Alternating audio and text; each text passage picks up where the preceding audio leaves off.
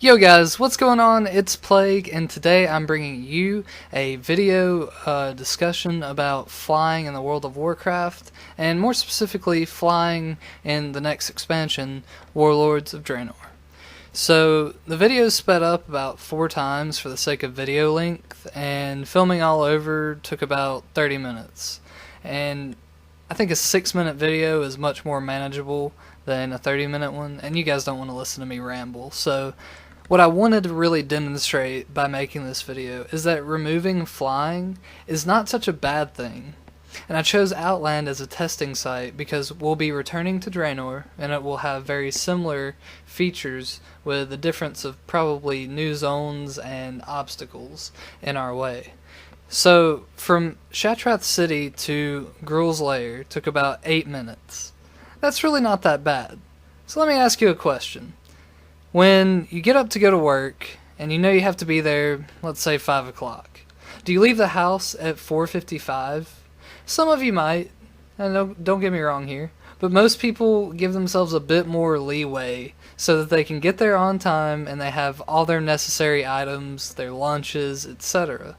And the same concept sort of applies to raiding.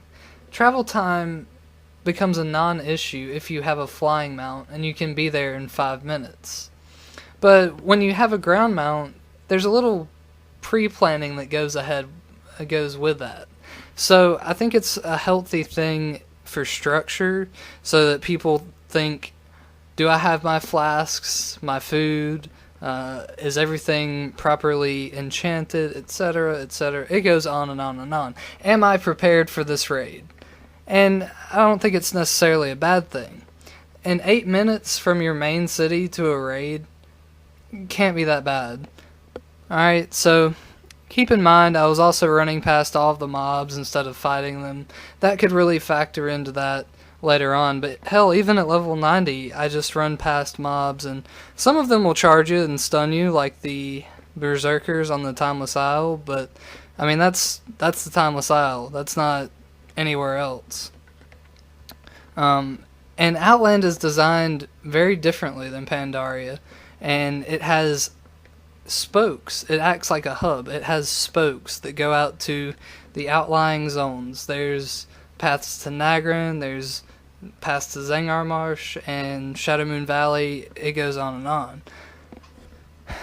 The way that Pandaria is designed, the Veil of Eternal Blossoms is in the middle, and it has one entrance, because they know that people eventually will just fly over it.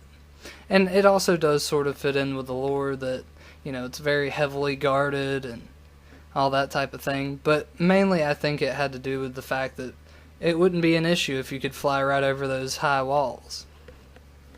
So with smart design, I think Shattrath could act the same in Warlords that it did in the Burning Crusade. It would act as a very well thought out city, so that you could get easily everywhere on foot.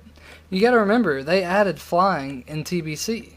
So people didn't always have flying mounts. They had to plan for people on ground mounts, and they kind of wanted it to be efficient. So I support having no flying in Warlords at all.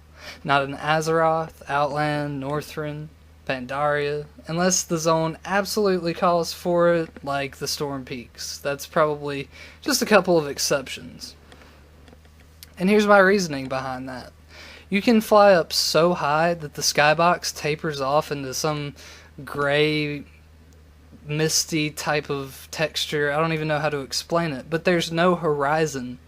There's absolutely nothing about that makes it an immersive experience, alright? It's a game-breaking experience. It's not a feature of the game when the sky disappears into nothing. That is fucking insanity. Alright, so let's take a look at the Timeless Isle, the last patch of Mist of Pandaria. And something particular caught my eye. The wind feather plume that drops off one of the rare creatures. It increases your mount speed by 30%. Is it possible that the Timeless Isle is a testing ground for new features? I think it's plausible. Maybe we could have mounts that move 30% faster, a new riding skill level for our ground mounts. It's not the fact that we move so fast that breaks the game, it's that we completely forget about the environment when we're up in the air. We can travel over anything. We miss out on an experience and an immersion by being in the sky. I would love to have a mount that goes 30% faster on the ground, as long as I could be on the ground. That's the big thing for me. And it will bring a lot more life to the game. I think people will really love it if we stay on the ground. They don't know what they want. People don't know what they want. They think they want flying, but in reality, if they had no other choice, I think people would actually really come to like being grounded, quote unquote. And maybe we'll get compensation for the loss of convenience if they take out flying with that 30% speed buff. That's just my take on it, really. And I really would love to hear some feedback because I know it's a hot topic right now and it has been in the past couple of weeks. So let me know what you guys think. I really appreciate you watching and I'll see you guys next time.